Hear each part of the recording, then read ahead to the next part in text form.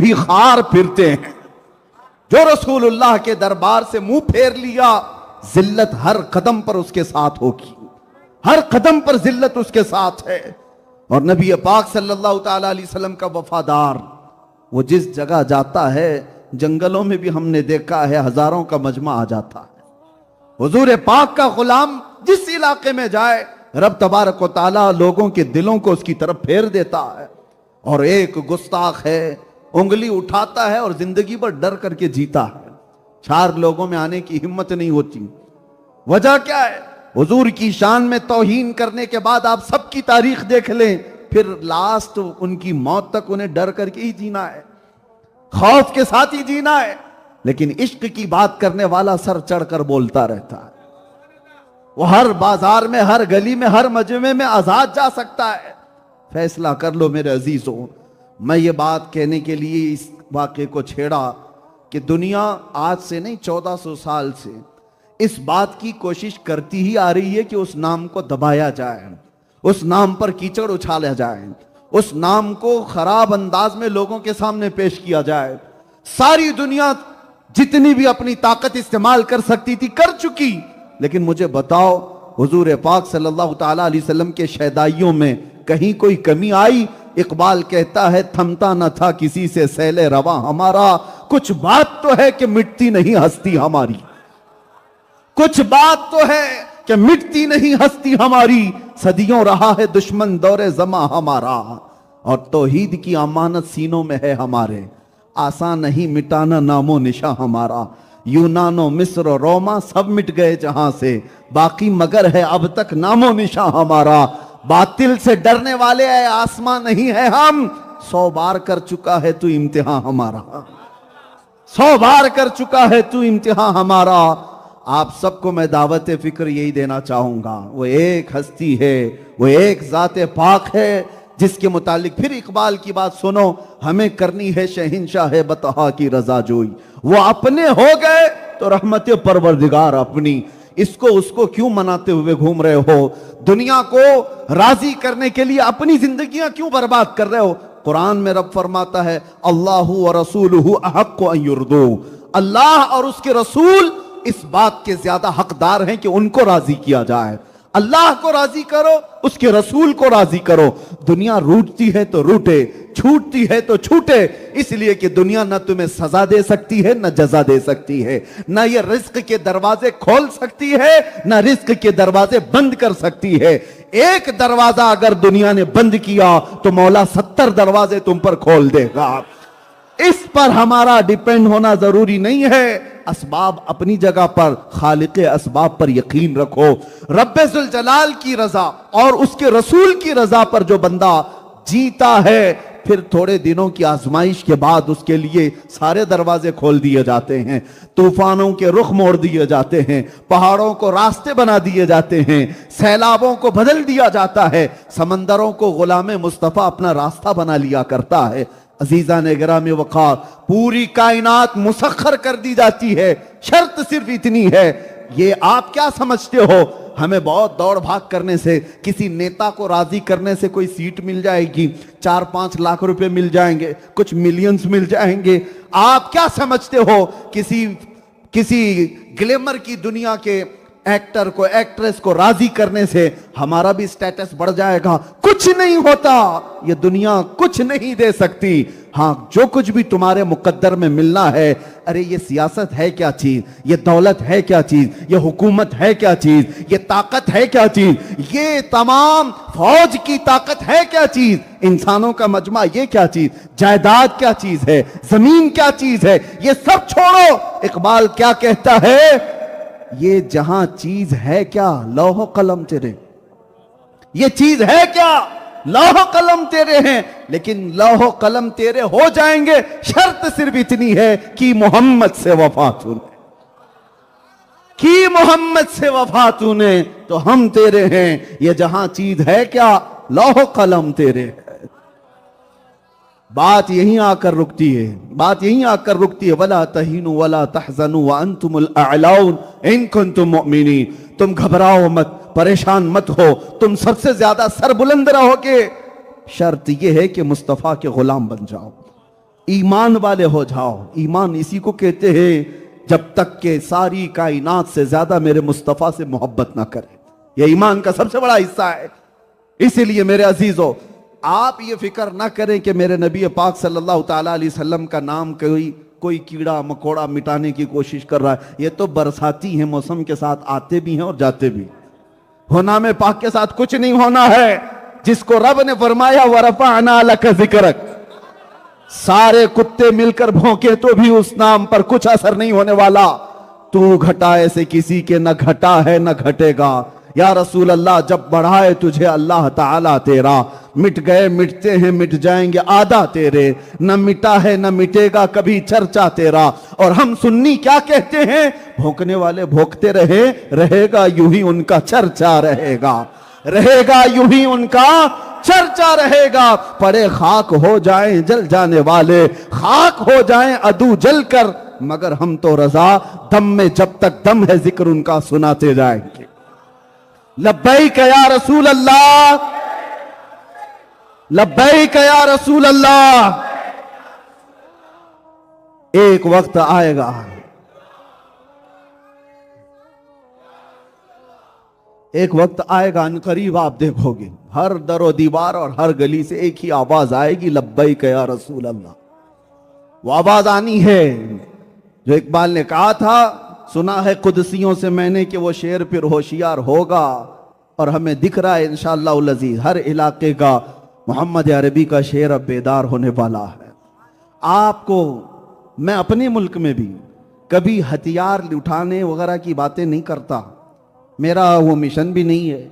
मैंने कभी नहीं कहा अपनी तकरीरों में कि तुम हथियार उठाओ, लेस हो जाओ, तंजीम बनाओ, तहरीक बनाओ। नहीं, हमारा मिशन नहीं। मैं तो एक ब्लेड रखने की भी बात नहीं करता। प्लास्टिक की चाकू भी मिल जाए तो हम टेररिस्ट कहला देते हैं। हम उसकी बात नहीं करते।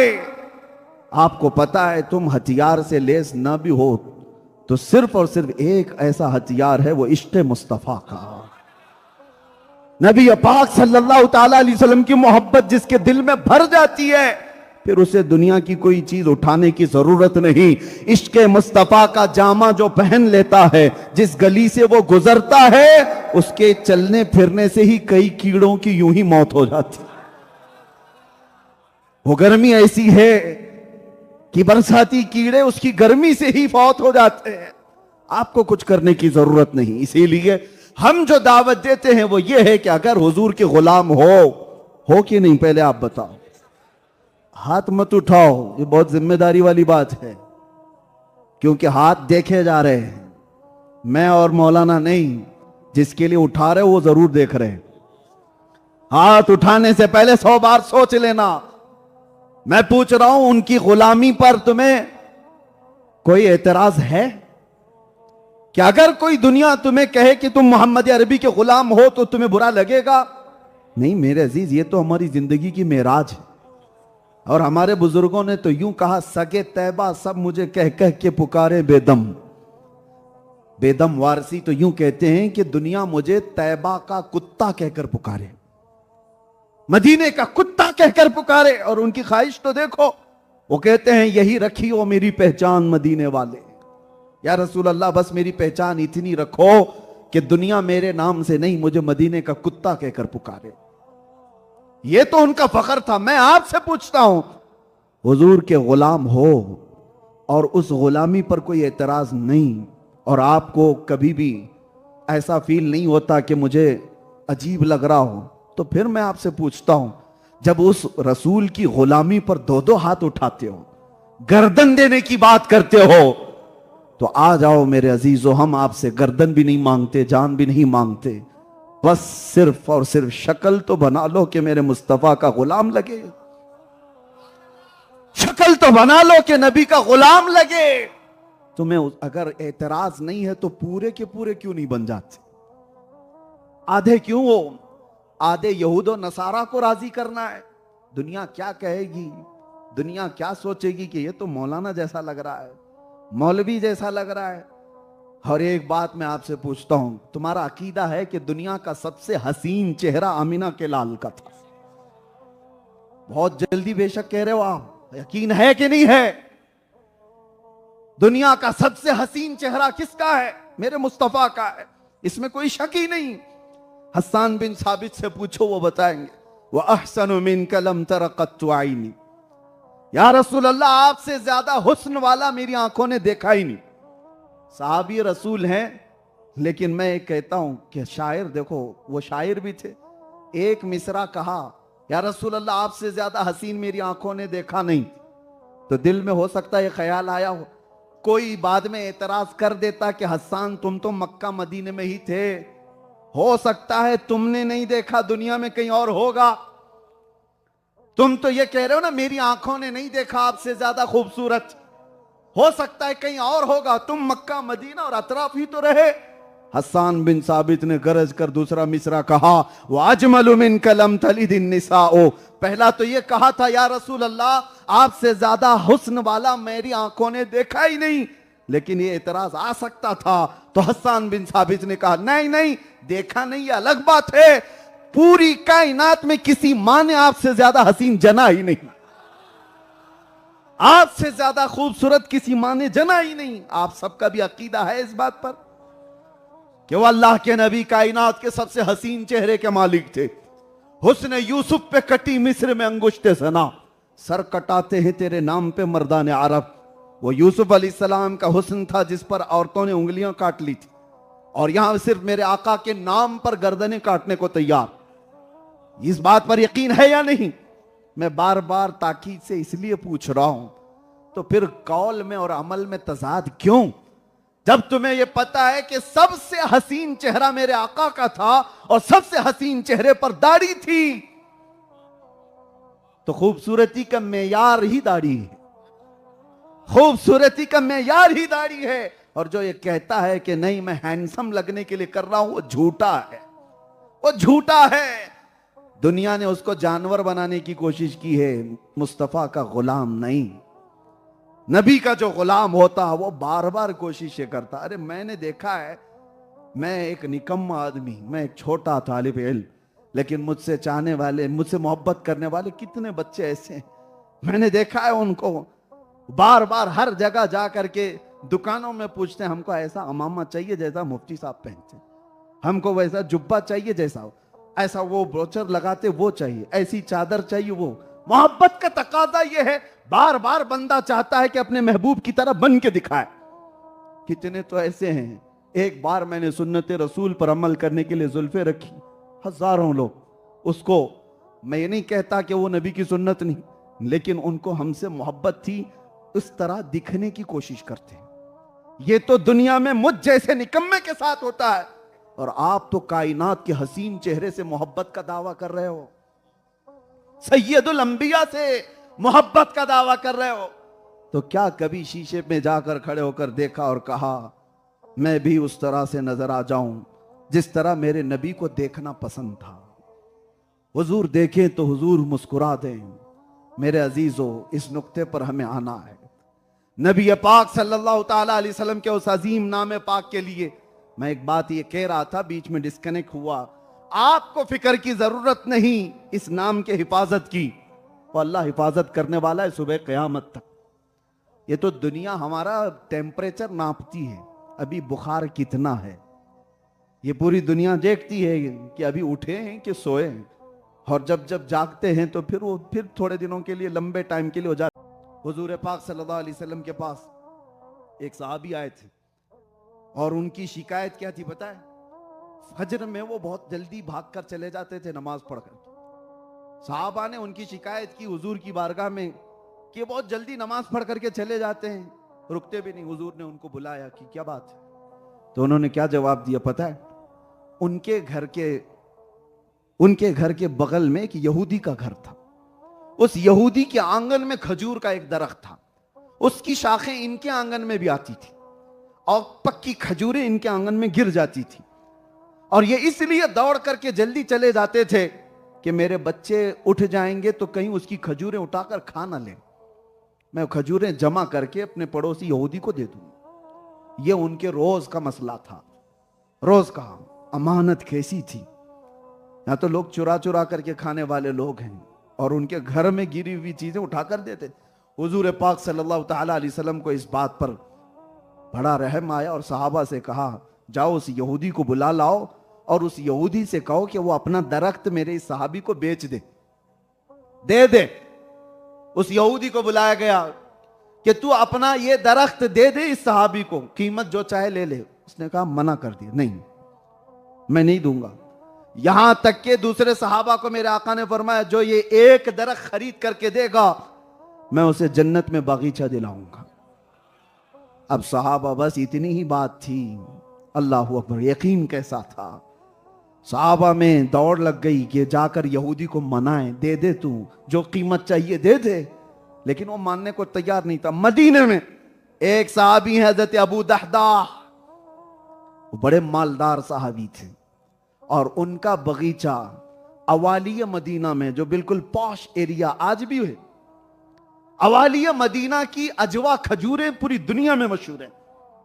हुजूर ने पसंद फरमाया अजवा जो खजूर अवालिया मदीना, अवालिया मदीना में हजरत अबू दहदा का बहुत खूबसूरत बागीचा था। पूरे मदीने में क्या, अरब में उनके बागीचे की मिसाल दी जाती थी। बागीचा हो तो अबू दहदा का, इतना हसीन और जमील, उसमें उन्होंने घर भी बनाया, नहर भी बनाई, बहुत खूबसूरत बनाया था। अबू दहदा हुजूर के पास आते हैं, कहते हैं, या रसूल अल्लाह, मैं अगर वो यहूदी का दरख्त खरीद करके दे दूं तो मुझे भी है वो बशारत।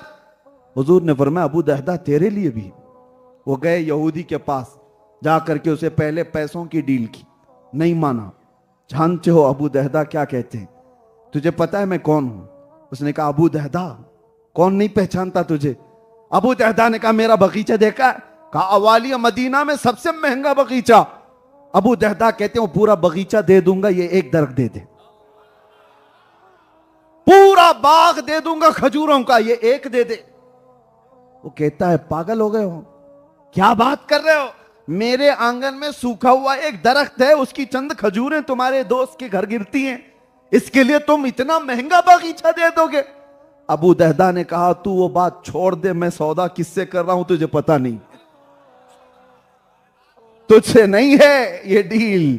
मैं जिससे सौदा कर रहा हूं मैं जानता हूं मुनाफा किस चीज का नाम है, प्रॉफिट किसको कहते हैं। वो यहूदी कहा, अगर तुम सच्ची में ये बात कर रहे हो तो अभी ले लो दरख्त और दे दो मुझे बगीचा। उसी वक्त जो भी था बै व शिरा हो गई, खरीदो फरोख्त हो गई। अबू दहदा ने वहीं पर अपना बगीचा उसके नाम कर दिया, घर वालों को पूछने की भी जरूरत नहीं।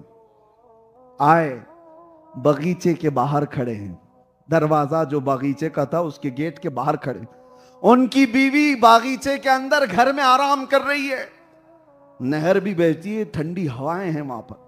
बाहर से पुकारते हैं अपनी बीवी को, या उम्मत दहदा उखरुजी, ऐ उम्मे दहदा बाहर आ जा।